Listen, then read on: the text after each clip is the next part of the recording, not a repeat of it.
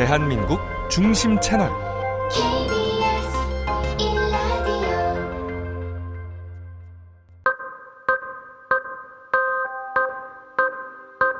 I love you, Mom and Dad. If I get a low score, I will be sad. I want to be a great person in future. I like English, but I don't like English. 내가 어떤 결정을 하는 것이 이 아이의 미래를 좌우할 수도 있어. 네. 불안한 부모가 최악이다. 우리 때랑 다르다. 선행학습은 어디까지 어떻게 봐줘야 되는지. 일하는 엄마였기 때문에 지금도 많은 엄마들이 그렇게 아이들을 보낼 거예요. 지금 이거 안 시키면 얘 인생 망해요. 요즘 국어사전엔 에듀푸어라는 신조어가 등재됐습니다. 공부를 잘 해야지, 좋은 대학교 가야지 너무 중요했지만 병원에 가야겠다고 다짐을 했던 건 이러다가 죽겠다 싶어가지고.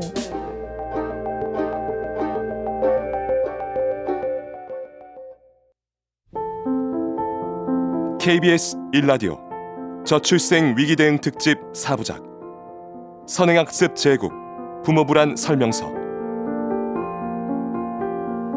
저출생으로 출생률은 떨어지고 유치원, 어린이집의 폐원율도 높아지고 있는데 대학 등록금보다 비싼 선행하는 영어 유치원은 문전성시를 이룹니다. 연간 사교육 시장 규모 30조 원이라고 하고요. 이때가 아니면 늦다라고 하는 사교육 시장의 불안 마케팅이 부모들의 조바심을 부추깁니다. 결국 사교육비가 1% 증가하면 출생률은 0.3% 가까이 떨어진다. 이런 통계도 나오고 있는 실정인데요. 적게나 성공한 아이로 키우든가 아이 없이 나 혼자 살자 하는 푸념마저 나오고 있죠. 사교육 시장의 손에 맡겨진 대한민국의 미래, 이대로 괜찮을까요? KBS 라디오 저출생 위기 대응 특집 4부작 선행학습 제국 부모 불안 설명서, 오늘부터 주말 나흘 동안 함께하겠습니다. 안녕하세요. 저도 같은 고민을 하면서 10살 딸아이 키우고 있는 엄마, 아나운서 신성원입니다. 요즘은 기저귀도 못된 아이를 영어 학원에 보낼 정도로 사교육을 빨리 시작한다고 합니다. 그런데 이 비용이 상당하죠. 아이 낳길 꺼리는 요인이 되고 있습니다. 사교육 시작 연령이 낮아지면서 교육비 부담도 늘었습니다. 사립 유치원비는 지난 5년간 36% 오르면서 이제는 국공립대 등록금 평균치와 맞먹는 수준이 됐습니다. 사교육비가 1% 늘어날 때 출산율이 최대 0.26% 떨어진다는 연구 결과도 있습니다. 4세 고시, 7세 고시라는 말을 낳으며 금지 법안까지 초래한 조기 영어 교육 실태 짚어보고요. 또 천문학적인 비용으로 집계되는 사교육 시장의 현주소를 살펴보는 시간 마련합니다. 사교육 걱정 없는 세상 전은옥 선임연구원, 또 책이죠. 대치동 이야기의 공동 저자이신 한국경제신문 강영연 기자, 또 KBS 성민수 기자 자리해 주셨습니다. 어서 오십시오. 안녕하세요. 네. 근데 성민수 기자께 질문 좀 드릴게요. 요즘 물가가 전체적으로 올랐으니까 사교육비도 당연히 올랐을 것 같은데 사교육 통계는 어떻게 나오고 있나요? 네, 재작년이죠. 2024년 기준으로 29조 1,919억 원으로 조사됐습니다. 네. 국가데이터처의 2024년도 초중고 사교육 현황 조사 결과인데 전년도에 비해서 7.7% 정도 늘었다고 합니다. 네, 그러면 1인당 월 평균 사교육비는 어느 정도일까요? 네, 전체 학생 기준으로는 한 명당 월 47만 4천 원 수준이고요. 네. 이걸 이제 사교육에 실제로 참여하는 학생만 따졌을 때는 월 59만 2천 원 정도 됩니다. 네. 1인당 월 평균 사교육비를 이제 9년 전 수치와 비교하면 80에서 120% 정도 늘어났습니다. 2015년에는 24만 4천 원이던 게 2024년에 전체 평균이 47만 4천 원이 된 거거든요. 사실 물가 상승의 영향은 당연하다고 볼 수 있는데 네. 학령 인구가 줄어드는 가운데 사교육비가 다른 물가 항목보다도 훨씬 더 가파르게 오르고 있는 거죠. 네, 그렇습니다. 사실 중고등학생 들어가면 100만 원 가까이 이런 얘기도 들었거든요. 저희가 여기서 봐야 되는 문제는 뭐냐면 사교육을 하는 아이들도 있지만 사교육을 하지 않는 아이들도 들어가기 때문에 말씀하셨던 그 평균값이 좀 떨어지게 돼요. 그러다 보니까 우리 아이는 두 과목만 해도 100만 원인데 50만 원밖에 안 들어? 싼 거 아니야? 라고 생각을 하실 수가 있게 되죠. 그래서 항상 이런 수치가 나오게 되면 이게 전체 아동인지 사교육에 참여하는 아동인지가 좀 가장 중요하고요. 네. 아까 기자님께서 말씀해 주셨던 것처럼 지금 우리 중고등학생들 아이들 학교급 교과로 이제 보게 되면 중고등학생 아이들은 63만 원에서 77만 원. 정도가 지금 사교육으로 사용을 하고 있고요. 그리고 과목으로 들어가면 기본적으로 평균 55만 원 이상은 들어간다. 2과목 정도 하면 100만 원 정도 된다고 보실 수 있을 것 같아요. 그거 말고 더 커질 수도 있는데라는 우리가 흔히 말하는 숨겨진 비용들이 있어요. 맞아요. 네, 지금 초중고 사교육비에서 조사를 했을 때 우리가 좀 안타까운 게 학교에서 사용하는 그런 방과후비나 아니면 EBS비 그리고 그 늘봄 그런 비용과 심지어는 제일 많이 든다는 어학연수 비용까지 제외되어 있습니다. 네, 그러다 보니 실제로 부모님들이 쓰는 돈에 비해서 소개되는 통계적으로 나와 있는 돈은 훨씬 적다라고 할 수 있고요. 가정 부담은 더 클 수 있다라고 생각을 해보시는 게 좋을 것 같습니다. 그렇습니다. 어쨌든 우리나라 사교육 이 규모가 30조 원이라고 하니까 그야말로 산업이라고 할 만큼 엄청나게 큰 시장인데요. 예. 강 기자님께서 교육 전문 기자시고 대치동 이야기 책 출간하셨잖아요. 아마 그래서 현장의 이야기를 누구보다 잘 알고 계실 것 같아서 체감 많이 하셨을 것 같아요. 취재하시면서. 네, 맞습니다. 지금 뭐 사교육비 얘기 많이 하셨는데 사실 그 대치동 학원이 다른 지역에 비해서 특별히 더 비싸진 않아요. 그 학원비 같은 경우는 이제 5개 가격 표시제라고 해가지고 학원 앞에 다 붙어 있어야 됩니다. 그래서 전반적으로 봤을 때 뭐 대치동의 그 유명한 학원들 같은데 가서 앞에 보면 앞에 학원비가 붙어 있거든요. 뭐 그렇게 크게 비싸진 않아요. 뭐 단과 학원 같은 경우에도 뭐 한 달에 한 30시간, 32시간 한다고 하면 5, 60만 원. 그러니까 보통 일반적인 학원이랑 비슷하고 뭐 유명한 대치동에서는 조금 다른 게 이거를 하나만 듣질 않습니다. 그렇죠. 몇 개를 듣는지가 문제인데 이제 수학 같은 경우에도 예를 들어 선행을 하면은 심화를 하나 듣고 그러니까 수학 학원만 2개, 3군데를 다니는 거예요. 국어 같은 경우에도 글쓰기를 하나 다니면서 수능 문제풀이 초등학생들도 문제풀이를 수능 문제풀이를 벌써 하거든요. 수능 문제풀이를 한다고요? 네네 그런 문제풀이 하는 학원도 다녀요. 그래서 글쓰기 하나, 뭐 문제풀이 하나, 뭐 이런 식으로 세트로 여러 개를 다니다 보니까 일단 기본적으로 하루에 2개 정도씩 하고 주중에는 주말에는 한 3, 4개 다니고 이렇게 하다 보니까 이제 한 달에 비용이 상당히 커지는 거고 그러면 이건 공부 잘하는 애들만 이런 거 아니야? 이렇게 생각하실 수 있는데 사실 그렇지 않습니다. 잘하는 애들은 잘하는 대로 좋은 선생님한테 들어야 된다면서 많이 듣고 또 못하는 애들은 못하는 대로 따라잡아야 되니까 또 오히려 과외 같은 거 붙여서 학원 수업을 따라가기 위해서 과외도 하고 이러다 보니까 많이 되죠. 그리고 이제 거기에다가 학원들이 이제 학원비 같은 거는 또 딱 정해져 있으니까 교재비라든지 그렇죠. 뭐 유치원 같은 경우에는 뭐 피복비라든지 뭐 학원 셔틀버스 비용이라든지 뭐 이런 거를 추가로 들고요. 그리고 또 기간도 있죠. 이거를 일단 대치동에서 제4일부터 시작을 하니까 고3 때까지 한다고 생각하면 뭐 17년, 18년을 하는 거니까 총 비용이 많이 들 수밖에 없을 것 같습니다. 사실 그 대치맘이 아니더라도 가계 월소득의 한 30에서 50% 정도를 자녀 사교육에 투자하고 있다. 이렇게 얘기하는 사람들을 만나는 게 어렵지 않아요. 4살 때부터 영어학원에 보내고 그리고 고등학생 때까지 16년 동안 소득의 절반 정도를 이 사교육에 투자를 한다면 퇴직 후의 노후가 어떻게 되는 건지 그다음에 이제 우리 아직 국민연금의 소득 대체율이 한 40% 선에 그치고 그리고 인플레이션도 계속되잖아요. 이 사교육에 투자한 재원이 나중에 노후 소득을 줄이는 효과까지 연결될 수 있다고 봅니다. 네, 그렇습니다. 각 가정마다 아이들의 학원비는 어느 정도나 드는지 물어봤습니다. 저희는 아들 둘이거든요. 뭐 영어 유치원을 안 보냈다 뿐이지 사교육도 또 하긴 하거든요. 그래서 초등학교 들어오니까 뭐 영어, 수학 학원 다니고 수영, 태권도, 예체능 좀 하고 있고 그래도 한 60만 원 정도 들어가는 것 같아요. 둘째한테만. 저는 사교육은 사고력 수학 그거하고 예체능 쪽 들어가는 것도 빠듯해서 교육비가 워낙 들어가다 보니까 노후 대비를 하는 건 좀 어려운 것 같아요. 현실적으로. 한 200 정도 드는 것 같은데 맞벌이 가정이다 보니까 수학, 미술, 피아노 주 5회 다 했는데 영어학원 다니고 있는데 한 50만 원 정도? 이제 둘째 아이는 영유는 다 포함해서 한 160만 원 정도 드는 것 같습니다. 요즘에 예체능 그리고 수학학원 한 20만 원 들고 하면은 주변에는 더 하면 더 했지 이 정도는 그냥 기본으로 다 이 정도는 하는 것 같아요. 자, 이 내용 들으셨는데요. 석 기자님, 특히 초등학생 자녀를 둔 가정에선 더 체감을 하실 것 같아요.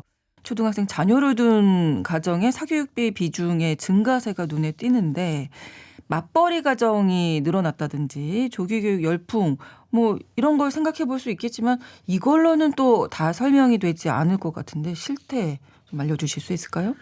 그 맞벌이 가정이 늘고 그다음에 조기교육 열풍이 더 세지고 그 두 요인 모두 영향을 미쳤다고 볼 수 있는데요. 네. 사교육에 참여하는 초등학생 1인당 월 평균 사교육비가 2024년에 50만 원을 넘었습니다. 네. 학년이 오르면 비용이 더 늘어나는 경향이 있기는 한데 그래도 초등학교 1학년 같은 경우에도 42만 9천 원 정도 쓴다고 해요. 예. 초등학생의 경우에는 일반 국영수 같은 교과도 있지만 예체능 지출 비율이 높고 그렇죠. 태권도, 음악, 미술 이런 데 돈을 많이 썼습니다. 실제 이제 맞벌이 가구 같은 경우에는 통계에서 사교육비 지출이 외벌이 가구에 비해서 높은 건 당연한 결과였고요. 네. 저출생도 영향을 많이 미치고 있는데 자녀가 한 명인 경우, 다자녀에 비해서 자녀가 한 명인 경우에 학생 1인당 월 평균 사교육비 지출도 높고 그다음에 사교육 참여율도 높게 나타났습니다. 네.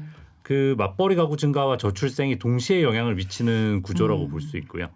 가구 소득 수준하고도 연관이 좀 있는데 월 평균 소득이 800만 원을 넘을 경우에 사교육 참여율은 87%가 넘었고 네. 반면에 이제 소득이 300만 원 미만인 경우에는 사교육 참여율이 58% 정도였습니다. 가구 소득 수준과도 관련이 있다 이렇게 나오면 이제 뭐 사는 지역이라든지 또 좀 차이가 있을 것 같은데요. 지역별로 봤을 때 서울이 좀 높고 그다음에 이제 학군지 같은 경우에는 이런 평균 지출 규모를 훨씬 더 상회하는 수준으로 그 교육비가 높다고 봐야 되겠죠. 네. 그리고 이제 전년 대비 사교육비가 얼마나 늘었는지 지역별로 좀 따져봤는데요. 네. 읍면 지역이 증가율로는 가장 많았고 중소도시, 광역시, 그다음에 서울이 오히려 증가율에서는 가장 낮았어요. 네. 그런데 이제 서울을 보면 다른 모든 지역에 비해서 지출이 한 20만 원 정도 더 큽니다. 그래서 사교육비 격차가 워낙 있는 상황이고요. 근데 서울은 이제 워낙 돈을 많이 쓰고 있었다 사교육비에. 네. 네. 그리고 읍면 지역이나 중소도시 같은 경우에 증가율이 좀 높은 걸 보면 네. 사교육 인프라가 좀 지역으로 확산하는 과정 아닌가 뭐 이렇게 추정할 수도 있습니다. 네. 읍면 같은 경우에는 또 특징이 읍면 지역 같은 경우에는 사교육 참여율이 서울이나 다른 도시에 비해서 굉장히 낮은데요. 그러니까 좀 양극화가 좀 있다고 볼 수 있어요. 네. 1인당 사교육비 같은 경우에는 서울과 경기, 부산, 대구 이런 순으로 높게 나타났는데요. 네. 서울 같은 경우는 고등학생 1인당 평균 사교육비가 월 100만 원을 넘었습니다. 그렇군요. 네, 서울에서 100만 원 이상 사교육비를 지출한다는 응답이 이 금액대별 구간에서 가장 높게 나왔고요. 읍면 지역에서는 20만 원 미만의 지출이 가장 비중이 컸습니다. 네. 이 사교육 자체를 서비스라는 특성을 좀 감안해야 될 것 같은데요. 일반적으로는 이 서비스를 공급하는 사람이 수요자에 비해 우위에 있잖아요. 사교육 같은 경우에는. 그러니까 여기에서는 좀 더 소비자한테 전가를 하는 거 아닌가 이렇게 볼 수 있습니다. 네. 그런데 이 사교육 시장에 진입한 나이가 어떻게 보면 좀 점점 어려진다 이런 생각이 드는데 전 의원님 왜 이렇게 빨라지는 걸까요? 지금 이제 결혼 연령대도 조금 늦어지기도 네. 하고요. 지금 영유아기랑 학령기의 부모님들 네. 주축이 되는 부모님들이 거의 80년대생들이세요. 그렇죠. 80년대 후반이나 이렇게 이제 막 사교육의 붐이 일어났잖아요. 부모들이 사교육을 경험을 해봤고 그 덕을 봐봤고 그리고 사교육으로 인해서 우리 흔히 말하는 신분 상승이라는 것을 경험을 해봤고요. 네. 그러다 보니까 그런 경험을 한 학부모들이 부모님들이 이제 제일 많이 이제 듣는 게 빨리 시켜야지 유리하다. 네. 선행학습을 먼저 해야 된다라는 거. 나중에 우리가 수능을 잘 보려면 지금 수학을 잘해야 돼. 근데 수학을 잘하려면 뭘 잘해야 되냐면 영어를 먼저 해야 돼. 영어를 먼저 끝내놓고 그쵸? 그래야 수학을 할 시간이 확보가 된다. 근데 또 그거를 할 때 그냥 또 그렇게 하면 또 안 하잖아요. 네. 그래서 이제 또 어떤 게 나오냐면 영어는 언어야. 그렇기 때문에 언어 습득 이론이라는 게 있어. 그렇죠. 네. 이거는 일찍 시작해야 돼. 모국어처럼 받아들이게. 이제 그렇게 하면서 이제 옆에서 영유아 사교육을 이제 부추기게 되죠. 이제 부모님들이 이미 이 불안이 이미 올라왔다면 지금 시키지 않으면 인생이 바뀝니다.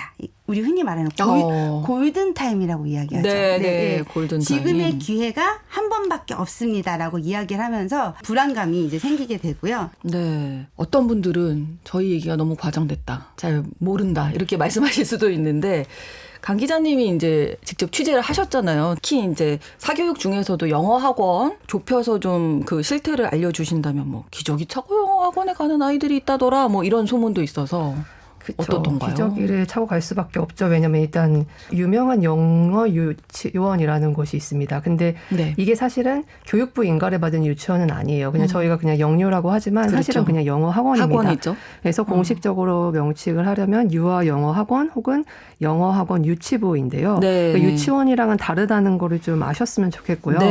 그래서 일단 이런 중에 이제 유명한 곳이 있죠. 이제 A라고 하면은 이제 같은 경우에는 20개월 이상이면 이제 지원이 가능합니다. 근데 20개월이면 보통 아이들이 기저귀 안 뗐을 때잖아요. 여기에 입학하는 게 굉장히 힘들어요. 그래서 이게 보통 한 10월 정도에 입학 신청을 받는데 어렵습니다. 10시에 이제 뭐 선착순으로 해야 되고 이런 건데 그거를 대신 해줬다라는 대행 사이트도 있더라고요.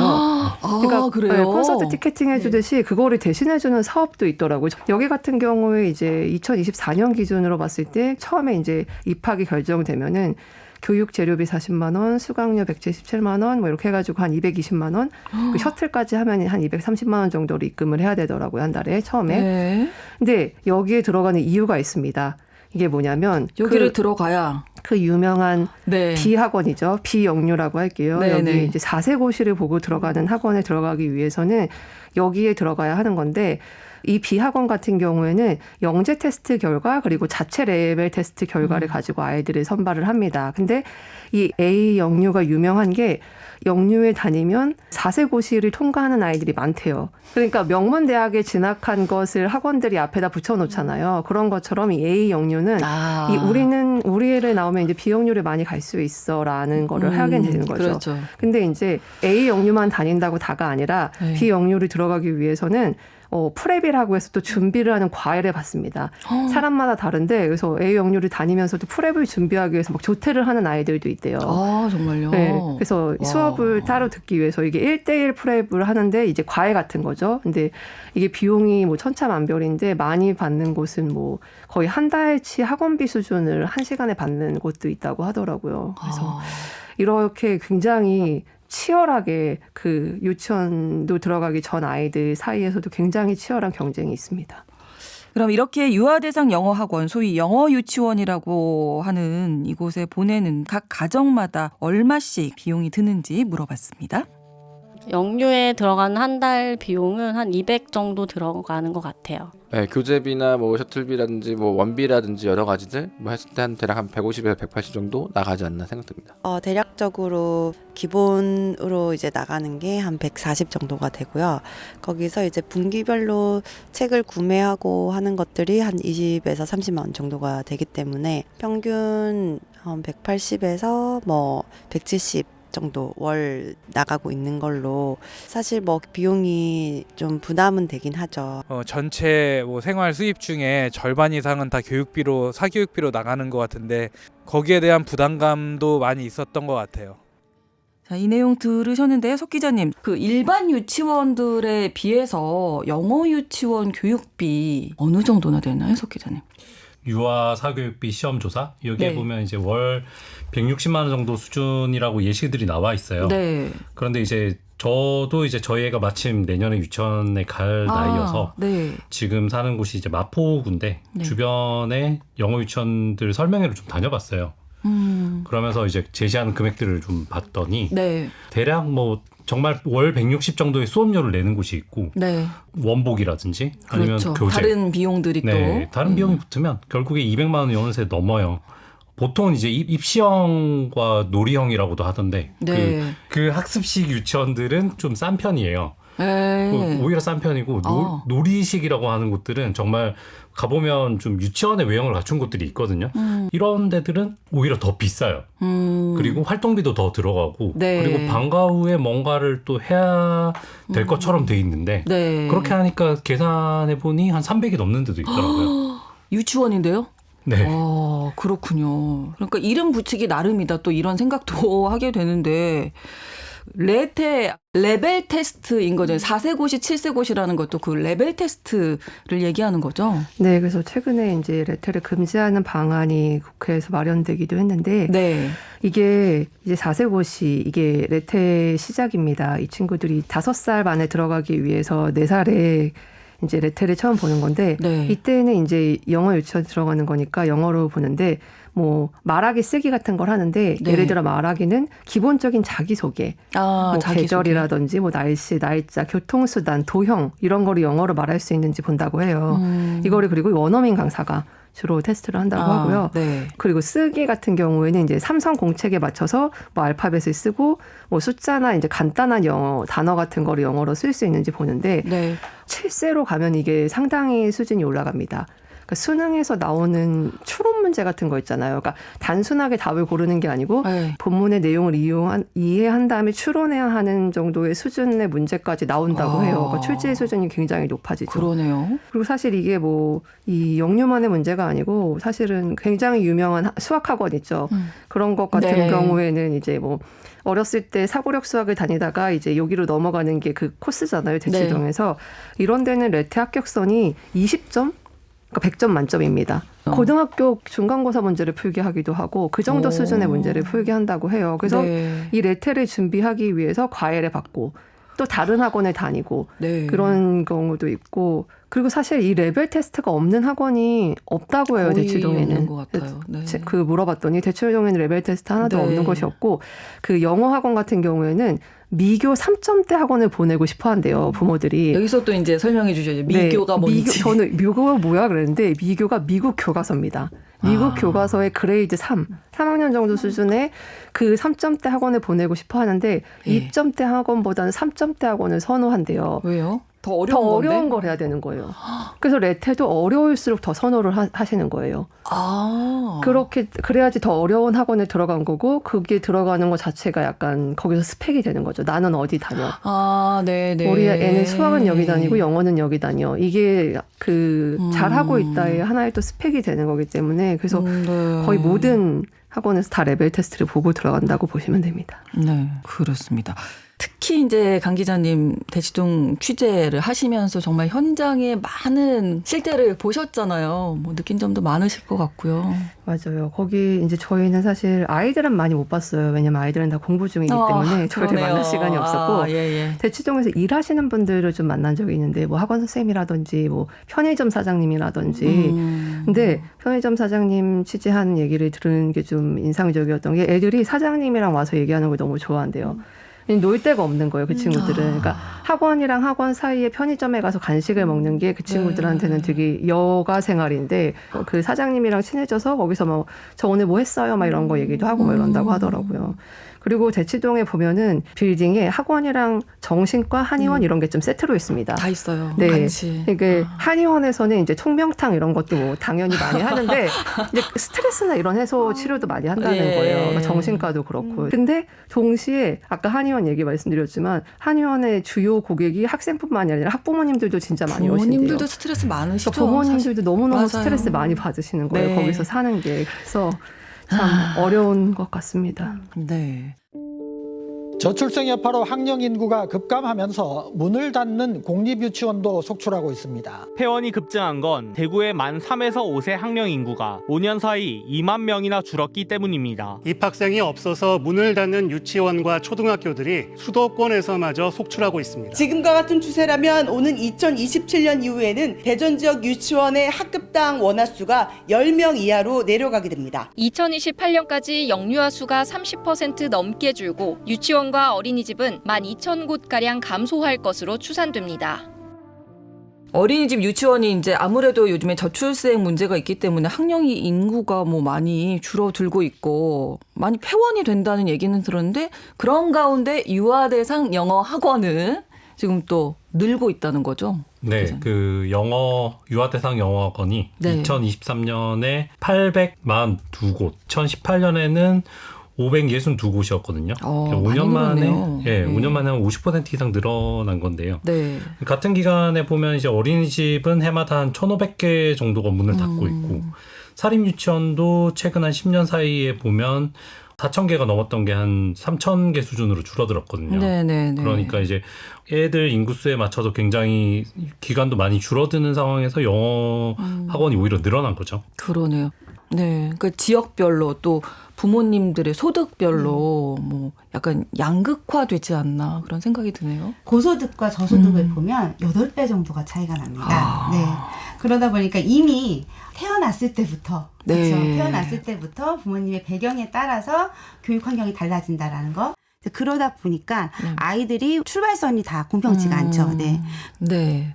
특히 뭐 지역별로 부모 소득별로 수치가 다른데 자녀 한 명을 이렇게 한 명의 성인으로 키울 때까지 어느 정도나 비용이 들까요?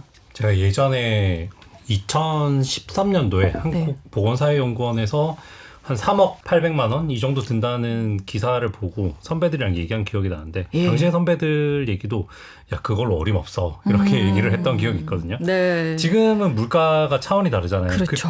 그때 3,000원대에 사 먹던 스타벅스 아메리카노가 지금 이제 4,600원이니까 네. 2019년에 동아일보에서 만든 양육비 계산기라는 게 있는데 네. 제가 직접 해봤더니 네. 한 대학 졸업까지 5억 9천만 원 정도 나오더라고요.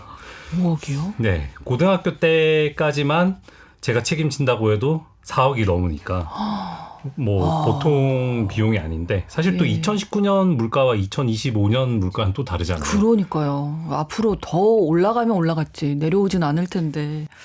기자님, 학생 1인당 사교육비가 늘어나면 그 다음에 이듬해에 합계 출산율이 줄어든다 이런 통계도 있다면서요? 네, 작년 초에 발표된 자료가 있는데요. 김태훈 경희대 경제학과 교수 연구에 따르면 1인당 월 평균 사교육비가 1% 늘어나면 이듬해 합계 출산율이 최대 0.262% 줄어들었다고 해요. 특히 사교육비 증가가 둘째나 셋째 자녀 출산에 더 큰 부작용으로 미치더라 이런 조사 결과입니다.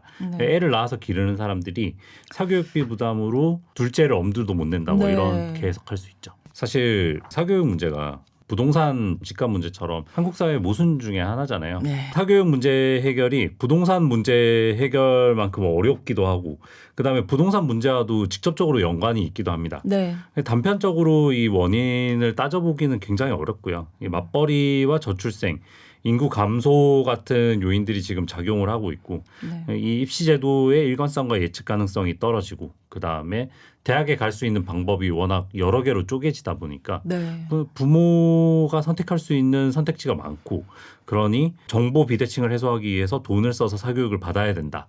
의존도가 높아지는 건 사실 당연한 수순이죠. 공교육 같은 경우에도 이 사교육이 강해지다 보니까 학교별로 뭐 특성화 교육 같은 걸 하고 있는데 이게 오히려 더 대학에 가기 위해서 사교육을 더 많이 받아야 하는 상황을 초래하는 역설을 만들기도 하고요. 네, 그렇습니다. 사교육 걱정 없는 세상 전은옥 선임연구원, 한국경제신문 강영연 기자, KBS 성민수 기자 세 분과 말씀 나눴습니다. 고맙습니다. 감사합니다. 저출생, 불평등, 돌봄 부담, 가계 파탄을 동시에 일으킬 수 있는 선행학습, 선행경쟁 어떻게 해야 할까요? 여러분은 지금 KBS 1라디오 저출생 위기 대응 특집 4부작 선행학습 제국 부모 불안 설명서를 듣고 계십니다. 지난 연말이었죠. 이른바 4세고시, 7세고시라고 불리는 영유아 영어 사교육 선발 시험을 금지하는 법안이 여야 합의로 국회 법제사법위원회를 통과했습니다. 이 법안이 발의되고 통과되기까지 정말 많은 논란도 있었는데요. 의견도 분분합니다. 과도한 사교육이 아이들의 발달권을 침해하니까 꼭 필요한 법안이었다. 이런 의견도 있는가 하면 부모의 선택권을 침해한다. 이런 반발도 있었는데요. 이 법안을 대표 발의한 국회 교육위원회 소속 조국혁신당 강경숙 의원 모시고 이야기 나눠보겠습니다. 어서 오십시오. 안녕하십니까. 정말 고민이 많으셨을 것 같습니다. 아주 많았죠. 자, 구체적으로 영유아 영어 사교육 선발 시험 금지 법안 이 정확한 내용을 좀 한번 소개해 주시죠. 그러니까 모집을 할 때 그리고 수준별로 이제 분반을 할 때 시험을 치르지 말게 해라, 평가를 하지 말게 해라. 이제 그게 요지인데요. 그걸 어길 때는 영업 정지를 처분을 내리거나 과태료를 부과하는 것이에요. 그러니까 이제 학원가에서는 이제 들어올 때 가려서 뽑겠다는 것이고 들어와서도 어느 정도 수준인지를 가려내겠다는 것인데요. 또 심지어 그런 학원을 가기 위해서 새끼 학원을 또 다니는 일도 있었어요. 맞습니다. 그렇게 우리 아이들을 그렇게 힘들게 학원을 막 뺑뺑이 하면서 할 순 없죠.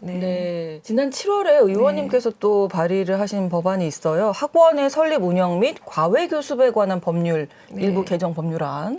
이 내용하고는 좀 다른 건가요? 네, 좀 다른 겁니다. 그러니까 그 7월에 발의했던 법은 이렇게 영유아를 대상으로 했을 때 너무 구조화된 인지학습을 하는 것을 좀 막는 법인데 36개월 미만 그러니까 3세죠. 만 3세 그 아동들에게는 하지 말아라. 어떠한 사교육이든지 이렇게 과도한 교습을 하면 안 된다. 그리고 그 이상인 경우에는 36개월 이상인 경우에는 한 40분 정도 하루에 그렇게 해서 교육을 하는 것까지는 허용할 수 있겠다라는 법입니다. 그래서 그거를 이제 어길 때에는 이를테면 등록을 말소를 하게 해버리거나 아니면 뭐 교습을 정지하는 이제 그런 조항을 넣었죠. 영유아 대상으로 한 사교육이 지금 너무 지나치다. 그러니까 이제 선행학습을 너무 조기에서부터 하는 건 너무 아이들을 불안하게 한다. 그러니까 이 법안의 취지를 좀 알고 싶은데요. 아이들의 발달권을 좀 저해한다 이렇게 보시는 거죠? 그럼요. 발달권을 저해하는 게 분명합니다. 제가 이제 교육학을 전공을 했는데 아동들은 그러니까 시기에 맞게 발달해야 하는 과업이 있어요. 이를테면 놀면서 노는 것도 그냥 노는 게 아니라 놀면서 엄청 많은 걸 탐색하거든요. 이렇게 뭐 넘어져 보기도 하고 뭐 놀면서 친구들이랑 이렇게 티격태격 하다가 문제 해결 능력도 기르고 소통 능력도 기르는 것인데 그렇게 놀 권리가 또 있습니다. 놀 수 있는 권리도 사실 발달권이거든요. 그걸 다 침해한다는 것에서 차관되는 거고요. 그리고 유엔 권리 아동 협약에서도 보면 그 협약의 31조에 놀 권리가 있거든요. 그것도 발달권입니다. 그걸 분명하게 침해하는 게 있는 것이죠. 근데 사실 일부 지금 영어 유치원을 다니고 있는 자녀를 둔 어머니들은 우리 아이는 너무 재밌게 즐겁게 잘 다니고 있어요 하는 분들도 계시고 언어는 좀 어렸을 때 자연스럽게 모국어 익히듯이 습득하는 게 좋다. 그래서 또 보내기 시작한 분들도 계실 테고 이런 부분에 대해서는 전국적으로 영어 학원, 유아 영어 학원을 보니까 한 800여 개가 넘어요. 전국적으로. 그러니까 그런 이제 4세, 7세 고시를 치르는 이제 그런 학원들이라고 볼 수 있겠는데요. 이렇게 뭐 학원 등록을 위해서 시험도 치르고 반배정도 하고 이제 이랬었는데 그러면서도 물론 전반적으로 그 부분은 아이들한테 굉장히 억압이 되겠지만 어떤 아이들은 물론 즐겁게 배우기도 하죠. 이제 영어 교육이라는 것이 음악도 즐기면서 이제 할 수도 있는데 이제 그것이 장기간 오래 시간이 되거나 그걸 시험을 치르게 해서 상대 옆에 있는 친구하고 경쟁을 해야 되겠다라는 것을 몸으로 학습해 버리는 거는 굉장히 위험한 것이죠. 심리적으로 되게 많이 이제 억압도 되는 것이고 이제 그것을 계속 오래 가게 되면 이제 이 친구들이 우울하거나 불안 증세를 또 호소하기도 해요. 그렇게까지 가게 할 수는 없지 않겠습니까? 일산에 사는 9살 엄마 정샘입니다. 4세 고시는 전 좀 심하다고 생각해서 나라에서 막는 게 맞다고 생각을 하고요. 근데 7세 고시는 어쨌든 우리나라에서 대학을 가고 하려면 어쨌든 경쟁을 해야 되고 더 좋은 학원을 가고 싶고 더 좋은 곳에 가고 싶으면 그렇게 7세 고시를 보는 거는 저는 맞다고 생각해요. 용인에 사는 5살 아빠 김진석입니다. 과연 그렇게 제재한다고 해결이 됐을까요? 다른 형태로 또 오히려 그런 것 때문에 더 다른 쪽으로 안 좋아지면 안 좋아졌지 해결이 된다고 보지는 않기 때문에. 분당에 사는 5세 엄마 김미정입니다. 그러니까 이게 근본적인 걸 해결하지 않은 상태에서 그 단편적인 내용들만 가지고 그때그때 금지시키는 것들에 대해서 굉장히 좀 저는 부정적으로 생각을 하고요. 이게 그냥 그것만 막는다라고 하여서 과연 그게 없어질까에 대한 의문이 있고 그리고 또 뭐 근본적으로 핵심 문제 자체가 영유아가 아니라 초등 뭐 입시 구조 특목, 자사고, 대입, 경쟁, 학군 격차 이런 것들인데 이와 관련된 부분을 영유에 너무 초점을 맞춰서 금지시킨 것은 좀 아닌 거라는 생각이 드네요. 저는 아들 둘 엄마인데 과열화되고 있으면 정부가 나서서 금지를 시켜야 되지 않을까 싶고 어린 아이들에게 그 아이들이 선택하지 않은 거를 부모가 시키는 것도 좋은 거가 아니라고 생각하고요. 저는 잠실에 사는 7살 엄마 최지혜입니다. 저는 5살 때부터 우리 아이 영유 보냈는데 학부모의 결정이지 국가에서 개입을 해서 이거를 못하게 한다라는 생각이 교육은 조금 더 음의 영역으로 들어가지 않을까라는 우려도 오히려 있다고 생각해요.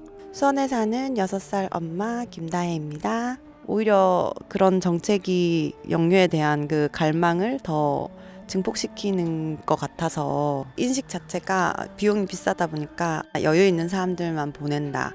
그러니까 그런 거 그 부의 양극하다 이런 것까지 사람들이 생각하게 될 만큼 조금 영유에 대한 인식이 안 좋아지는 경우도 있고 국회에서 그냥 일반 유치원에서도 이 영유 프로그램을 가지고 와서 접목을 시켜서 모든 친구들이 다 이런 걸 누릴 수 있고 너무 금지만 시킬 게 아니라 다른 대안을 좀 찾아서 진행을 해주셨으면 좋겠다는 생각이 방금 들으셨는데 이 법안이 교육위원회에 통과하자 사교육계에서는 자체 시험이 아니라 토플이나 토익 같은 이런 시험의 결과를 제출하게 한다든지 인터뷰로 대체한다든지 이런 다양한 편법을 내놓고 있거든요. 이 편법 문제는 어떻게 보십니까? 이게 진짜 법망을 피해가기 위해서 여러 꼼수들이 진화됩니다. 그리고 그게 이제 거기 또 편승하는 여러 이제 사태들이 발생을 하는데 진짜 말도 안 됩니다. 아이들 미리 무슨 토플 시험 이게 말이 됩니까? 어린아이를. 그리고 그게 오히려 아이를 망친다라고 하는 것을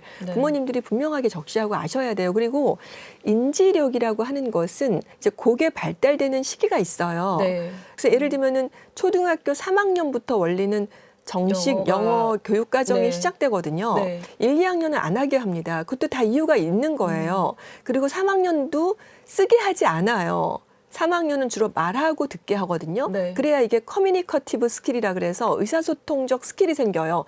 왜냐하면 우리가 처음에 아이들 때부터 막 쓰게 하지 않잖아요. 자연스럽게 익히게 하는 것처럼 3학년도 그렇게 교육과정을 구성해 놓은 건데 영어 교육이 너무 시시해질 것이고 그러면 애들이 딴짓하게 되고 흥미를 잃게 되고 오히려 그게 더 나쁜 그러니까 역기능을 오히려 유발하거든요. 부모님들이 이걸 좀 아셔야 되는데 너무 경쟁해서 우리 아이만 더 이렇게 올라가게 하다 보니까 그런 사태가 벌어지는데요.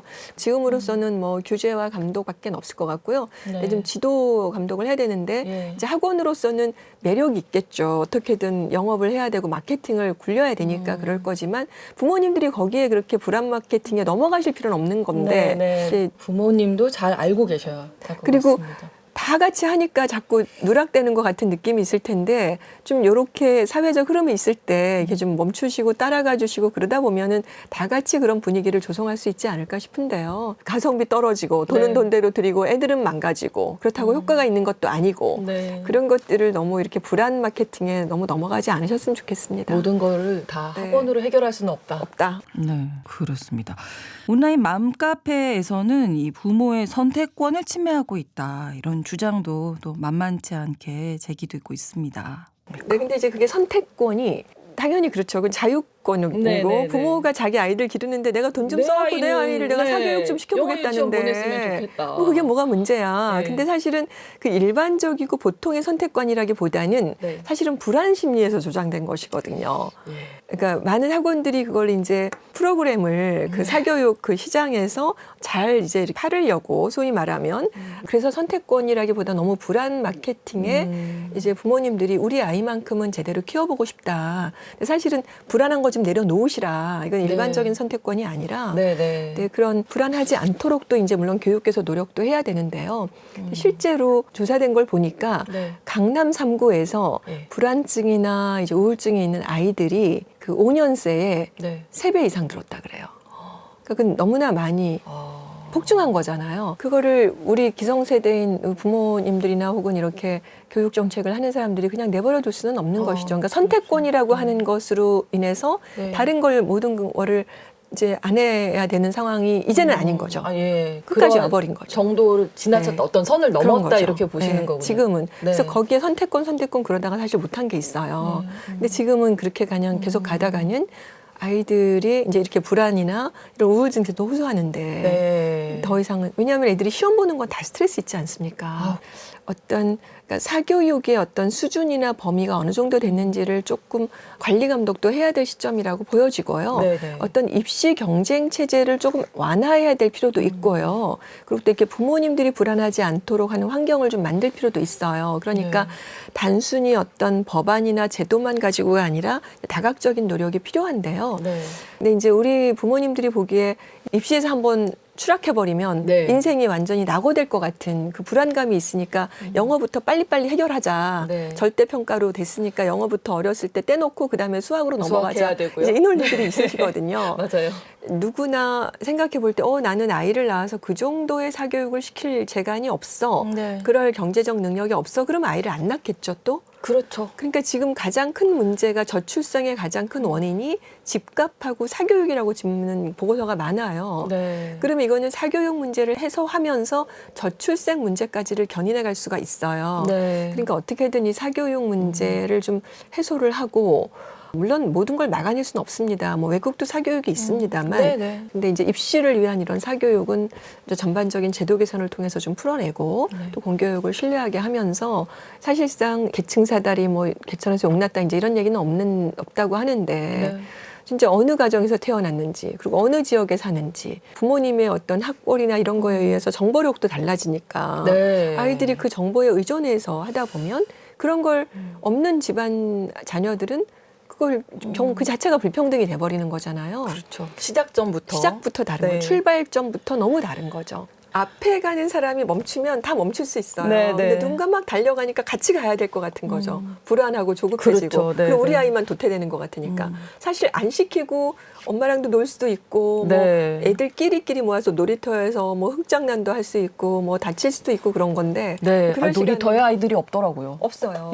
정말 우리 아이들 올바른 교육 잘 받을 수 있도록 애써주시기 바랍니다. 국회 교육위원회 조국혁신당 강경숙 의원과 이야기 나눴습니다. 고맙습니다. 고맙습니다.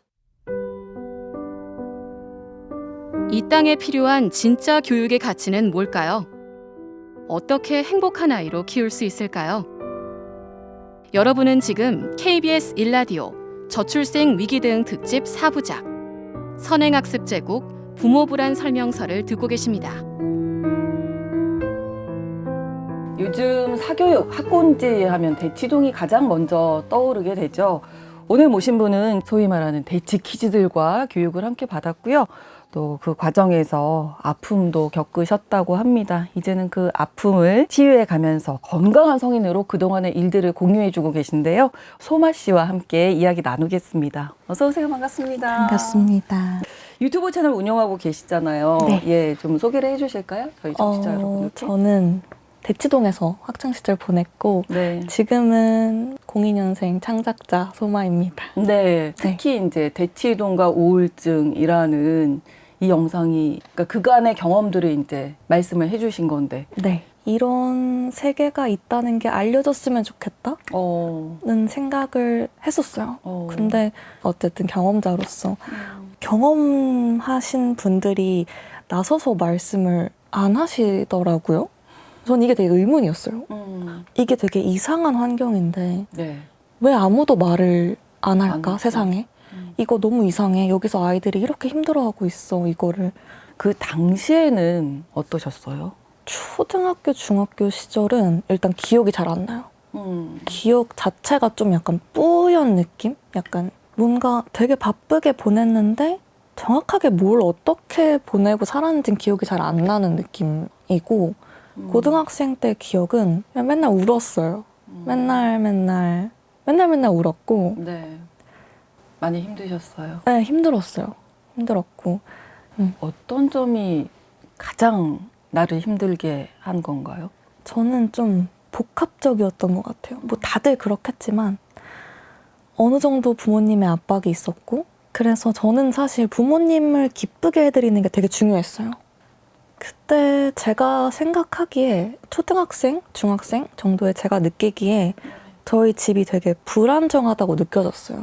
뭐 여러 가지 측면으로 뭐 금전적인 문제일 수도 있고 어머니 아버지 간의 관계일 수도 있고 전체적으로 불안정하다라는 느낌을 많이 받았는데 제가 초등학교 4학년 때 100점 올백을 다 맞은 적이 있었어요. 그 성적표를 딱 이제 집에 가져갔는데 네. 집이 너무 평화롭더라고요. 그러니까 너무 아무 문제가 없어 보였어요. 제가 봤을 때. 너무너무 평화롭고 화목한 말들이 오가고 다들 기분이 좋으셔서. 그쵸. 엄마 아빠가 싸우지 않고. 그래서 그때 좀 생각을 한 것 같아요. 제가 공부를 열심히 하고 성적을 잘 받으면 우리 가족을 지킬 수 있겠다. 우리 가족이 부서지지 않을 수 있겠다. 그런 생각이 좀 한 중학생, 고등학생 되면서 조금 더 강박적으로 공부를 했던 것 같고. 심한 우울감이 있었다. 네. 병원 치료도 받으셨다. 네. 이런 얘기도 하셨잖아요. 네, 맞아요. 병원에 갔던 건 고등학교 2학년 말. 네. 고3을 앞두고였고요. 가장 중요한 시기였네요. 그렇죠. 근데 그때 저에게 중요했던 건 공부보다 약간 생존이었어요. 왜냐면 제가 그때 병원을 가야겠다 결심을 한 것도 어쨌든 제가 부모님께 말씀을 드릴 수는 없었어요. 저는 왜냐면 부모님이 좀 무서웠고 부모님이 저한테 행사하시는 뭐 말이나 폭력 같은 것들이 저의 우울에 좀 많이 기인을 했다고 봐서 저는 그때는 공부를 뭐 잘 해야지, 좋은 대학교 가야지 이런 것도 너무 중요했지만 병원에 가야겠다고 다짐을 했던 건 이러다가 죽겠다 싶어가지고 저는 약간의 그때부터 지금까지도 똑같이 생각하는 거지만 죽기 전에 할 수 있는 건 다 해보고 싶거든요. 그것 중에 하나가 병원 치료이기도 했어요. 치료도 안 받고 죽기엔 좀 억울하다. 해볼 수 있는 건 다 해보고. 얼마나 마음이 힘들었어요? 되게 많이 죽음을 그때는 막연하게 생각을 많이 했어요. 근데 그때 또 이렇게 사건처럼 기억에 남아있는 게 대치동은 사실 안전상의 이유일 텐데 대부분 건물의 옥상이 잠겨 있어요. 잠겨 있고 열려 있더라도 막 난간이라고 해야 될까요? 그게 거의 제 키보다 높고 그랬거든요. 근데 유일하게 제가 다니던 독서실 옥상이 열려 있었어요. 거기서 맨날 울었어요. 제가 옥상에 올라가서 맨날 울었는데 그 옥상에서 이렇게 내려다보면 내려다볼 수 있는 정도의 난간이었어요. 이렇게 내려다보면 주차장이 있었어요. 근데 그 주차장에 되게 비싸 보이는 차가 있는 거예요. 막 색깔 알록달록한 차는 잘 모르지만 너무 알록달록한 차가 막 여러 대가 있는 거예요. 그래서 이렇게 보면서 내가 여기서 떨어지면 저 차 부서지면 우리 가족이 배상해야겠다. 그 생각이 드는 거예요. 왜냐면 그때 저희 부모님이 돈 문제나 이런 걸로 되게 저희 학원비도 엄청 나간다는 걸 제가 알고 있었으니까 그때 그 생각이 나요. 보면서 저거 내가 떨어져서 저 차 부서지면 수리비가 어마어마하게 나오겠지. 그러면은 나는 죽을 때까지 우리 부모님한테 패만 끼치고 가는 거야. 막 이렇게 생각하면서 그래 아니야 이렇게 생각을 했던 기억이 있거든요. 그렇게 죽음을 좀 많이 생각했던 것 같아요. 거의 매일매일 똑같은 삶을 보내면서 뭔가 제가 힘들었던 건 부모님께서 말씀하시는 것들 저는 중학교 3학년 말 때 딱 제가 우울하다는 걸 좀 자각했어요. 내가 좀 아프구나. 그걸 좀 자각을 했어. 왜냐하면 굉장히 구체적으로 죽음을 생각했고 어떻게 죽을지, 언제 죽을지, 어떤 방식으로 죽을지 이런 걸 다 생각을 하고 있었고 그걸 갑자기 인지를 하니까 되게 내가 되게 이상하구나라는 생각이 들더라고요. 왜냐면 사실 그렇지 않잖아요. 원래 그 구체적으로 죽음을 생각하는 경우는 드무니까. 사실 이상한 거는 아니고 이상하진 않고 건데, 아픈 거죠. 사실. 그 당시 어린 마음에 많이 놀랐을 테고요. 그래서 다시 생각하면 힘들어요? 힘들죠. 뭐 아직까지도 좀 힘들어하는 친구들도 있어요.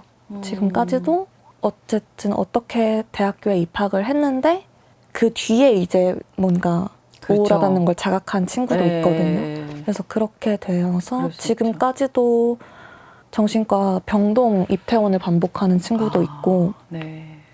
명문대에 정말 들어갔는데 최근에 저랑 얘기를 나누다가 나 뭔가 정신과에 가봐야겠어. 그래서 제가 또 이렇게 그래 가봐라 이렇게 독려해준 네네. 친구도 있고 뭐 그렇습니다. 많은 부모님들이 방송 들으실 것 같은데 뭐 저도 딸을 키우고 있습니다만 네. 어릴 때부터 뭐 사교육을 왜 아이들이 이렇게 바쁘죠? 너무 바빠요. 저보다도 바쁜 것 같아요, 아이들이. 네. 진짜 바쁜 요즘은 아이들이 정말 바쁜 것 같기는 그러니까요. 해요. 막 다들 캐리어 끌고 다니면서 막 학원 다니고. 네, 그래서 부모님들께 네. 하고 싶은 얘기가 있으실 것 같거든요. 약간 저는 희망이 없다고 생각했어요. 이거를 들으시더라도 바뀌지 않으실 것만 같다. 왜냐면 저희 부모님은 그러실 것 같았거든요. 근데 어쨌든 지금 이걸 듣고 계신 분이라면 네. 아이를 정말 한 명의 그저 인간으로 보는 거? 그냥 그게 전 너무 중요하다고 생각해요. 아이들이 모르는 만큼 아는 게 많다고 생각하거든요. 그래서 조금 더 이렇게 잘 들여다 봐주시는 게 중요하지 않을까라는 생각을 합니다. 네. 청소년기 친구들도 있을 거고 어린 아이들에게 해주고 싶은 얘기가 있으실까요? 제가 그 친구들한테 해주고 싶은 말 중에 가장 큰 건 살아남으라는 거예요. 살아남아라. 네. 뭐냐면 사실 너무 많은 아이들이 죽어나가고 있어요. 그리고 너무 많은 아이들이 저는 어른이 무사히 되지 못한다고 생각을 하거든요. 저는 아이들이 마음껏 아파하다가 무사히 어른이 되는 세상을 항상 꿈꾸는데 네. 약간 잊을만 하면 또 이렇게 기사들이 떠요. 자꾸 이렇게 아이들이 죽어간다 이런 소식이 떠요. 네. 그런 걸 볼 때마다 저는 항상 마음이 너무 무거워지거든요. 뭐 누구나 그렇겠지만 그래서 저는 꼭 그냥 살아남으라고 하고 싶어요.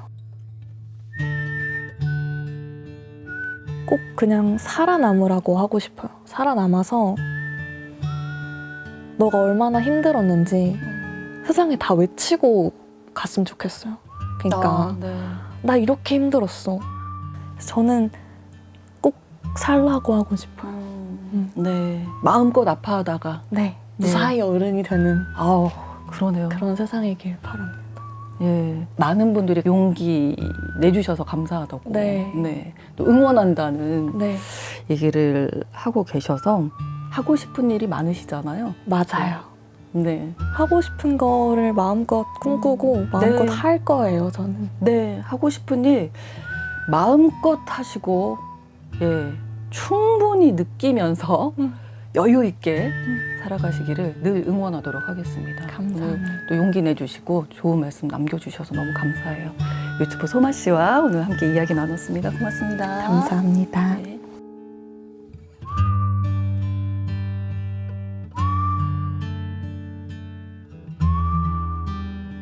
KBS 1라디오 저출생 위기 대응 특집 4부작 선행학습 제국 부모 불안 설명서 내일 두 번째 이야기 이어가겠습니다. 지금까지 진행의 아나운서 신성원이었습니다. 내일 뵙겠습니다. 고맙습니다.